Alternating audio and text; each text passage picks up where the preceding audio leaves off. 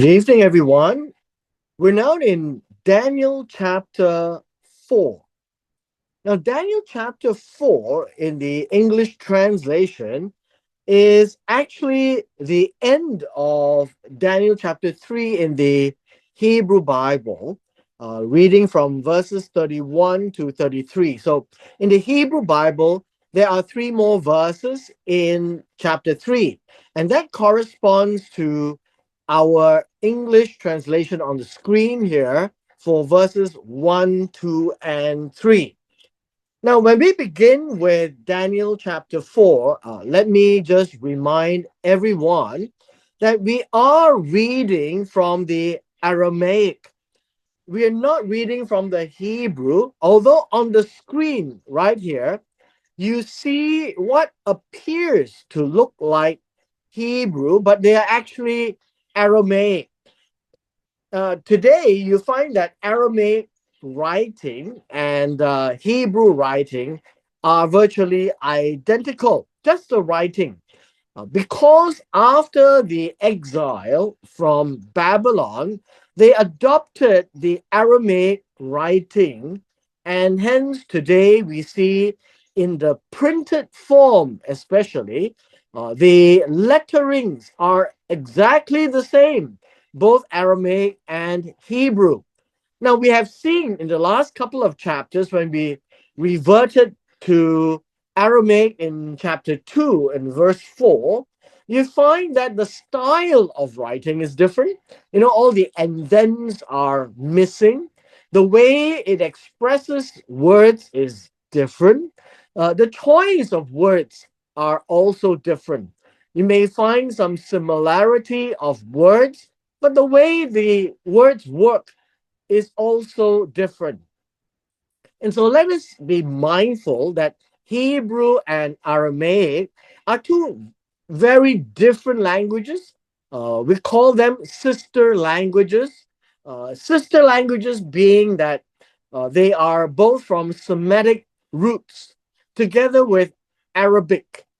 And so we find that the development of Arabic is a bit later, and Hebrew had developed itself independently of Aramaic, or what we call the Chaldean language, which is referred to in Daniel chapter 1, where Daniel and his friends were taught the Chaldean language. That language is what we call Aramaic.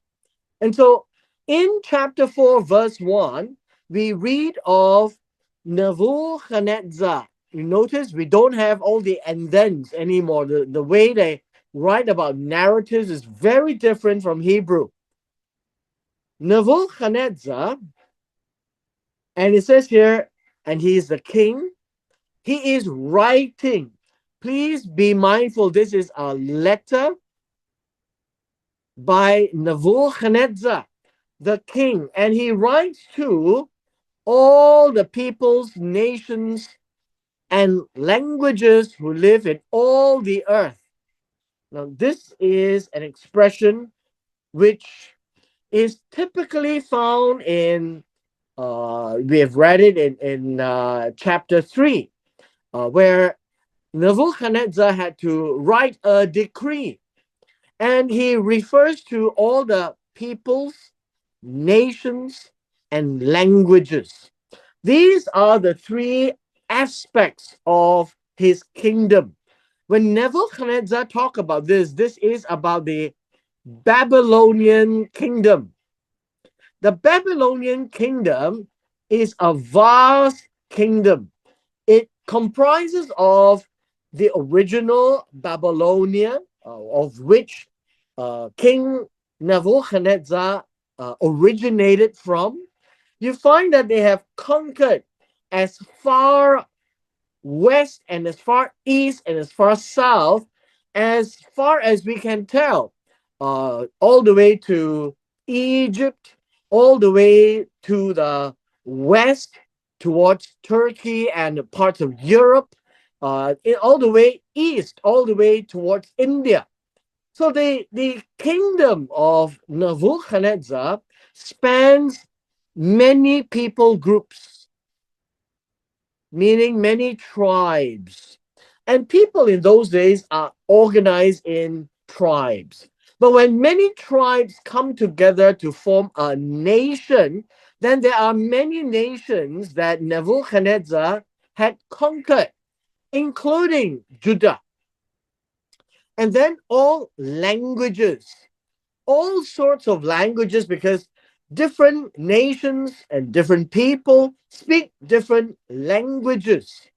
And they live in all the, now this word is not earth, this word is all the land.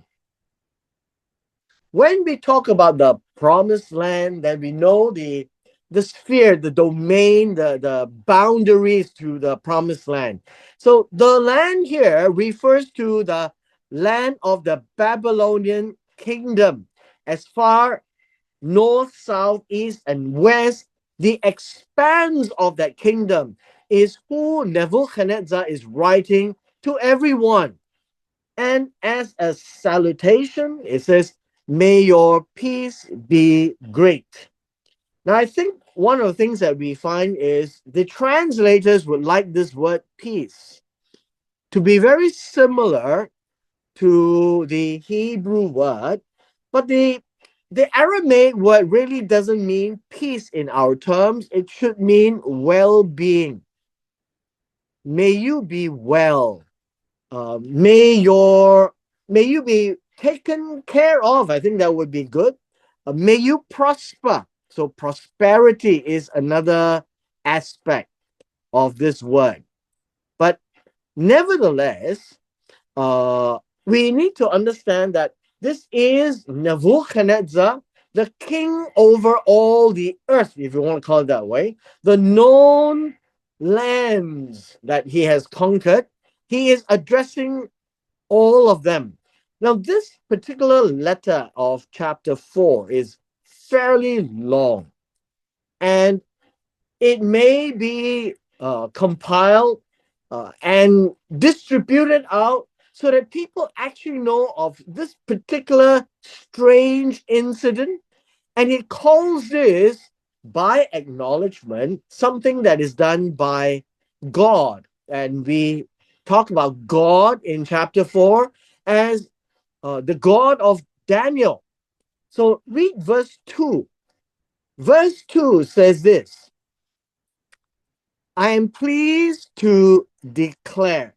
Now, this word declare is not actually a word that is in the Aramaic. Uh, it is very much to inform, to inform, to inform, to tell. This is not a declaration, but something that he wants to show the people something very striking that has affected his life. And this would have happened after 7 years of a strange event. And so he talks about the signs and the miracles that the Most High God has done for me. I think we need to pay attention to the grammar, the text here. I think it is basically saying when you talk about signs, these are visible events, visible things that will give him some information. And that is what signs are for. Please be aware that the signs in Aramaic is the same as the signs in Hebrew. It is something visible. Now, miracles, translated here, miracles, will be wonders. The idea of wonders is something that is unexplainable, meaning whatever happened to him is something which he cannot explain. There are so many things. He has visions, he is told things, he looks at the visions that tells a story, information that regards himself, information that regards the kingdom. And so in chapter 4, he comes to a conclusion that the one who has shown him this is called the Elaha Ila'ah. Now, sounds a little like Arabic, but Aramaic and Arabic are both sister languages. This is Elaha Ila'ah. And the idea here is similar to El Elyon of Genesis chapter 14, the God Most High. Now he has done. Now this word "done" is important. Uh, the reason this word "done" is important is because it was performed. Right? It was performed. It was carried out. Meaning he understands that this is not something by chance, something that is by nature or something that's natural. He sees this as something supernatural. He looks at the interpretation of the signs and the wonders which is unexplained ascribed to God. And in this letter, he wants to explain about the Most High God, El Elyon. Now, in the Aramaic, it is Elaha Ila'ah. Elaha Ila'ah. Now, this is Aramaic, which is El Elyon. Now, when we look at this, you find that these are words that were given or titles given before Exodus, before the nation of Israel was officially formed. These were things that were mentioned by Abraham, and likely the style would be that the fact that Abraham just came from Ur of Chaldea, moved to Haran, and now came down to Canaan. He used this term, which means that he would have known it from Ur of Chaldea, this very place where Nebuchadnezzar came from. And so he used the same terminology. Now, why am I suggesting this? Is that back in Babylon, they do know of the God above, the El, the mighty God that's above, but except that in Babylon, they see many gods. They see gods all over the place. But they see this God Most High as a God that they would not interrupt. They would not seek out, they would not call on, because in their way of life, this God Most High, El Elyon or Elaha, Ila'ah, is just too far away, too great, too immense, even for the king. And now the king is describing this particular God. He says, how great are his signs. And by great, it literally means uh, incredible, right? It is out of the world. It is fantastic. How mighty are his miracles. And when we talk about mighty, we're talking about how unexplainable. This word mighty is actually the same word as miracles. And so we say, how miraculous are his miracles? How great is his miracles? So these are, we can say, the how incredible, if you like it that way. Uh, Mighty as in incredible. I'm using a modern term. So the miracles that God does in the mind of Nebuchadnezzar is incredible. It's not just unexplainable, it's beyond explanation. Great are is the word that we can use, fantastic. Now, what does that mean? Fantastic means it is so great, so big, so beyond imagination. Then we are told here that his kingdom is an everlasting kingdom and his dominion is from generation to generation. Notice these are not terminology that is used on a normal basis to the god of Babylon or the god of Nebuchadnezzar. The god of Nebuchadnezzar is a name that was given to Daniel, Belteshazzar. And in that sense, they have this in mind that he is an incredible God that can look into dreams. But here, Nebuchadnezzar is not talking about Babylonian type gods. He is pointing to the absolute God above called Elah, Ilah, that his kingdom is an everlasting kingdom. His kingdom is for Olam. His dominion, which is also his kingdom, his dominion means the sphere that he rules. It is generation to generation. This is the way where royalties talk. Royalties would like to have their kingdom passed on generation to generation to generation non-stop. And here, this generation to generation means that it is for a long time. How long? We don't know. It is for Olam. How long is Olam? Very long. We don't know how long. And so that is the view of the kingdom of the Most High God. Now we begin his story. He is relating a story, and that story led Nebuchadnezzar to really give adoration to the God above, the highest God.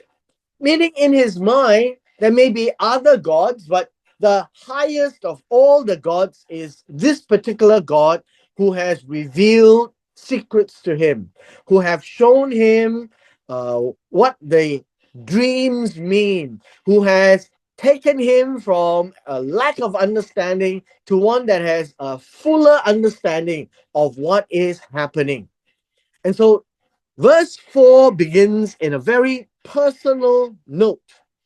It says, I, Nebuchadnezzar, was at ease in my house and happy in my palace. Very Semitic or very Eastern way of expressing house, as in the Hebrew Beit, and then palace, Hekal, the Hebrew Hekal. These are what we call a very prominent place to live. And so this is an A and this is a B, meaning he was talking about the thing in two different ways.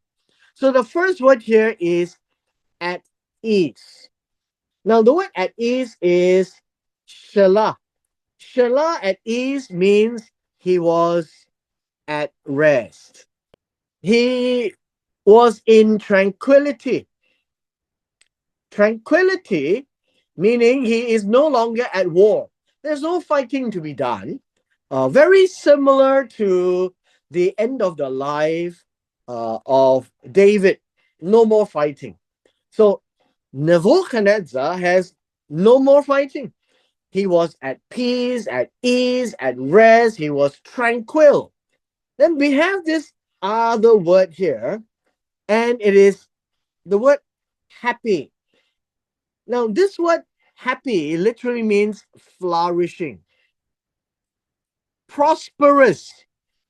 I think prosperous is a good way of expressing this. In a more Eastern sense, prosperous literally means he has everything. He has all the gold, all the silver, all the wealth, all the power. He's got everything. He has won every battle, and there is nothing to fight for. And so Nebuchadnezzar says this for one particular reason. Whatever he's going to describe later on in this chapter is not due to any lack of wealth, is not due to an attack by the enemy. It is not due to an illness or a weakness of any sort. This is the background that Nebuchadnezzar wants us to bear in mind. Whatever he is about to say has nothing to do with what is normal. That is why he said signs and miracles or signs and wonders, things that he can see, but he can't explain. It's unexplainable. It's too fantastic. It's too incredible. That is what he is going to describe. So bear that in mind. It is not a human intervention. Verse 5, he begins this way. Notice there is no more of these and then and then. It is written verse by verse. He says, I saw a dream. And this is important because it is about what he can see. Now, how can you see a dream? It means that he is witnessing when he was fast asleep. And this word dream literally means what he sees in the state of asleep. And and then we have this word, and it startled me. Now, this word startled is not a very good word. I would prefer the word it frightened me, not startled. Startled could mean frightened, but just a little bit. Here, it literally means it put fear in me. Literally, fear. That is what the word actually means. So it's not startled or uh, a little bit shaken up and woken from the sleep. It literally means he was frightened out of his sleep. And it says this, and these appearances on my bed. This word here, as I lay, is supplied by the translator. And it says, and the visions in my mind kept alarming me. These are important words to explain. The word appearances literally means thoughts. He is not seeing ghosts. He is not seeing, uh, well, whatever the thing that really scares him. In his mind, he is thinking on his bed. He was fast asleep. He was thinking back of what happened. What did he see? And so the vision in his head, or these things that appear in his head, the visions, the sights. Remember, these are things that he can see in his mind, in my mind. And the idea is in my mind is not in my heart. Remember, in Hebrew, the word lev, and I'll write here the word lev or levav is actually the heart or the mind or the will. And that's in Hebrew. Now, in the Aramaic, this word mind is actually the head. He is pointing to his head, and the head, whatever was in his head, was actually frightening him. And so, this word alarming is also not a good word. The word here should be terrifying, just as in putting fear in his mind. And as he think about it, it troubled him so much I am trying to help us understand that the language that is being used here is a bit softened by the English translation. I'm trying to help us visualize and appreciate the immense emotions that is being conveyed here of Nebuchadnezzar, and he might be perspiring in his sleep. He wakes up uh, wet with his sweat, and because he was terrified. And so these words here, frightened, this word here, terrified, they are all the way to describe that Nebuchadnezzar only terrifies people. But for him to be terrified, it must have been an incredible dream that he dreamed. It troubled him so much that it put fear and chills up his spine. That would be the expression of verse 5. Now we come to verse 6. Verse 6 says, so and the, and you might say and then, but it's not really and then. It is after this I gave orders. Now the word order is very important. The idea of order is more like a decree. The king's orders is more like a decree. The king's command. The king, if you notice in Eastern language, even in Malay, they are unique, what we call unique royal words. And so this is one of those Eastern royal words. It is not give an order, but literally to give a decree to bring into my presence all the wise men of Babylon. When we talk about the wise men of Babylon, they are the ones with insight. Now, wise men would be sages. And by sages, these are people with insight, with special insight. They can see things in a way where most people can't see. And that's why it's called Hokmah, wise, so that they might make known to me the interpretation of the dream. It bothered him, but there is no longer a need for them to say, tell me my dream and then tell me the interpretation. He goes straight into the interpretation because he wants to understand what it means. He will tell his dream and he waits upon them to explain, what do you think that dream actually meant? Very different from chapter 2.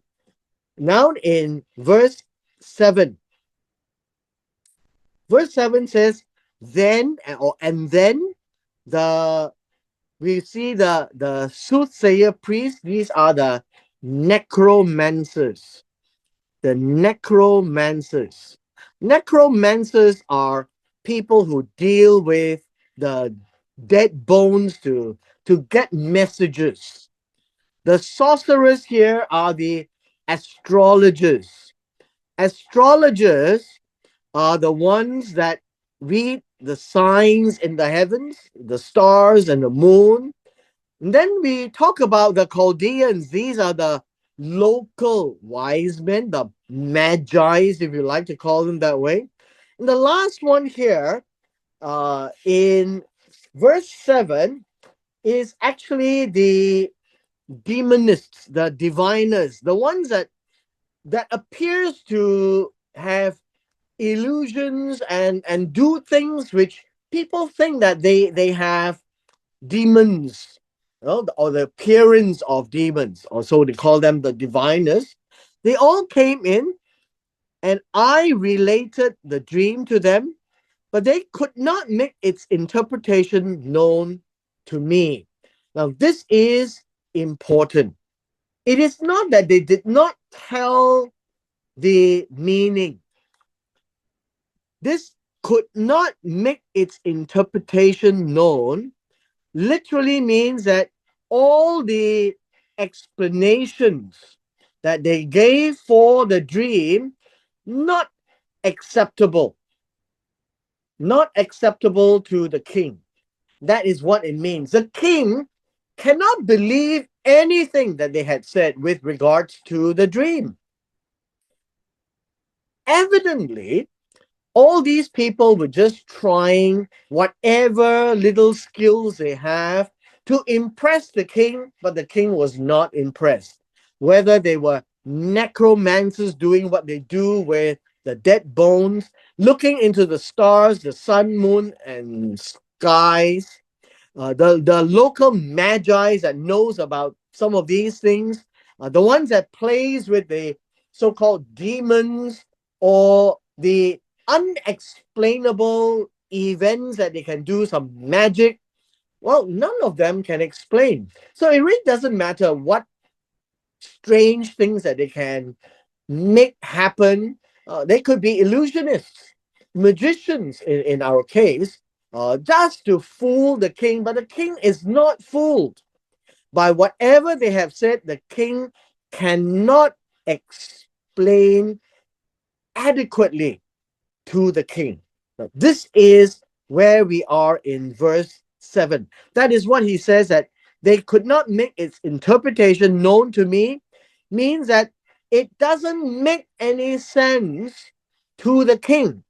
Now, understand that this word known is perception. Perception means that he needs to have understanding. And the king looks at or hears what they say, it does not make sense. Hence, it was not acceptable. And the king had no perception. And that is what it means by could not make known to me. It doesn't mean that these people did not say anything. It just means that the king is not understanding whatever they say. It cannot correlate to the dream. We read in verse 8. Now, verse 8 says this: finally, and this word finally is until at last. And yes, the word finally does make sense here. So, until at last, Daniel came in before me. Now, this word Daniel is Daniel. It is a Hebrew name, but it is also written the same way in Aramaic. And Nebuchadnezzar called Daniel by his Jewish name. This is a Jewish name. And then he used his Aramaic name, whose name is Belteshazzar, according to the name of my God. My God is Elahi. Now, this is very similar sounding to Arabic, Elahi, which is similar to the Arabic Ilahi, my God. And then he says, and in whom is a spirit of the holy gods. Now, this is a little bit of a challenge in a translation. First, this word here, the holy gods, it is in plural, holiest or holies or holies of Elohim. You can think of it as of all the special gods or angels. Now, there is a preference for this word to be translated as the gods of holies. Right? That is one way of explaining it. The gods of holies, and this is Eli, Elohim. And the reason why it is in the plural is that they do believe that the angels or the mighty ones are existing in a different dimension, and they can see things which the humans can't, of flesh and blood, which we have talked about in Daniel chapter 2, where the king says, tell me my dream and then tell me the interpretation. And then the Chaldeans who approach the king says, this is not anything that the king has asked of anyone before, because the information, the knowledge of the dream belongs to the ones who are not flesh and blood. And this is what Nebuchadnezzar is saying. Somehow inside Daniel, there is a spirit. Now, this is not literally the word spirit, this is the wind.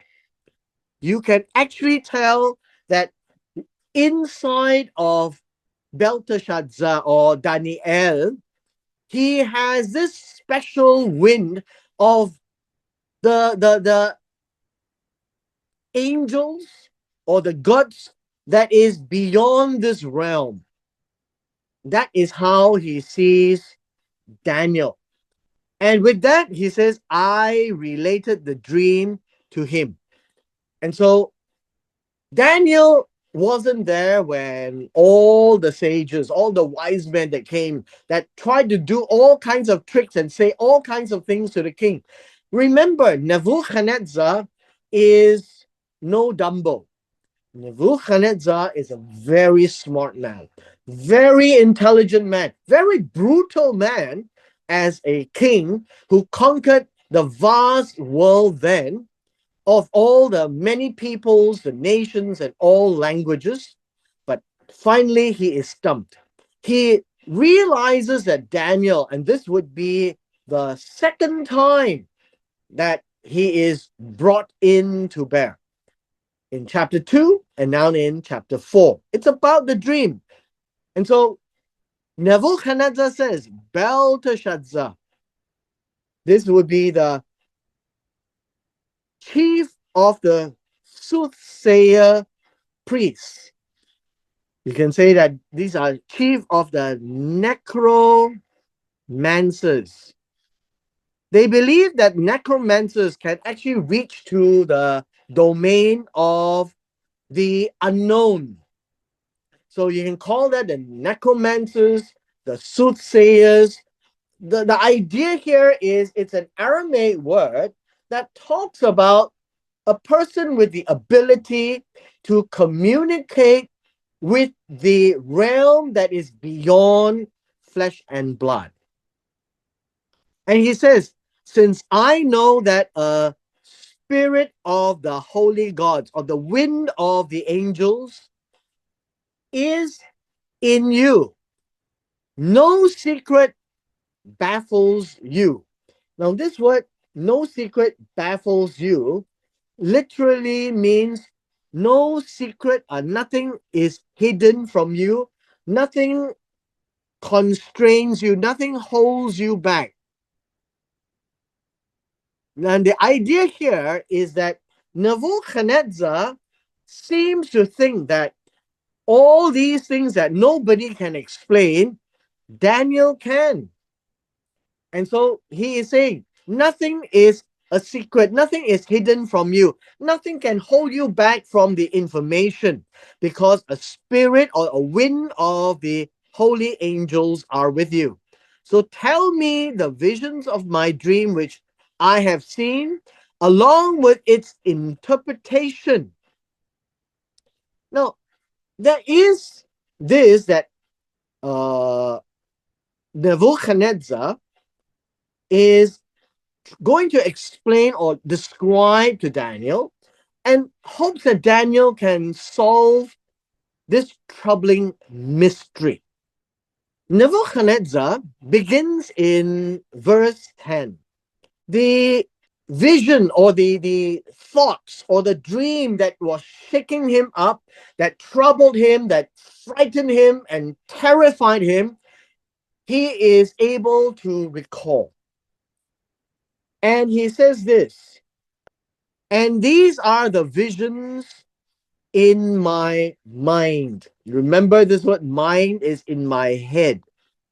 This is literally in his head. On my bed, when I was on my bed, I was thinking, and it just keeps coming back. I was looking, and behold. Now, this word looking, he is actually seeing this. There was a tree in the middle of the land, and its height was great. And so we are talking about the dream that he has. Remember, when it's in a dream, anything can happen. It's not real. But because anything can happen, it is used to convey a message. So think of it this way: we have the land, and then there is a tree, and the tree grows to be very tall, and it was a great height. So let's imagine that this was a very great height. And then he goes on to say the tree grew large and became strong, and its height reached to the sky, and it was visible to the end of the whole land, the whole earth, right? In the middle of his kingdom, there was this great tree. So think of it as a big tree, and it was tall. And so it says that the people saw it from the furthest of the land. And so I would draw a person who's very small looking at a huge tree. Now we need to explain this expression. The height reached to the sky. This is an expression, just like um, Genesis chapter 11, like the image of chapter 3, it was so tall that it reached the sky. And this word, it reached the sky, means that it has the ability to go to the heavens. And so think of it that it is an expression of very tall, as if that it reached to the clouds. And that is what it means. It doesn't mean literally that it grew up to the outer space. It literally means that when you look up, the treetop is like touching the clouds up there. It reached to the sky. It was very strong, it was very large, and it's very tall, and it's visible to the ends of his land. Now remember, this one earth would be the Babylonian earth. It is a huge kingdom from east to west, north to south, and everyone sees it. Now, verse 12 says this, and its foliage. Now, the word foliage is the branches, and the branches was beautiful. Interesting here. How can branches be beautiful? Basically, it describes that these branches convey a very different picture where they can actually see the branches. And the branches being seen is using this terminology of beautiful. Now, it's a very unusual terminology. Shapir literally means when you look at it, it looks very good. That is what it means. It looks very good.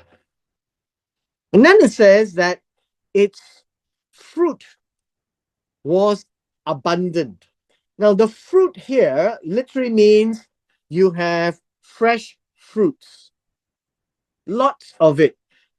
And so when you have lots of fruits, it is also saying that there is abundance, a lot, a lot, a lot. And then it says this, and it was food for all.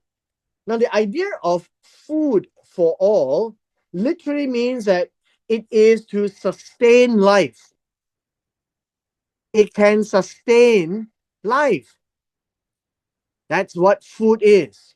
And for all, it means that It is for all the animals and all the people. It says the animals of the field found shade under it. The birds of the sky lived in its branches, and all living creatures fed from it.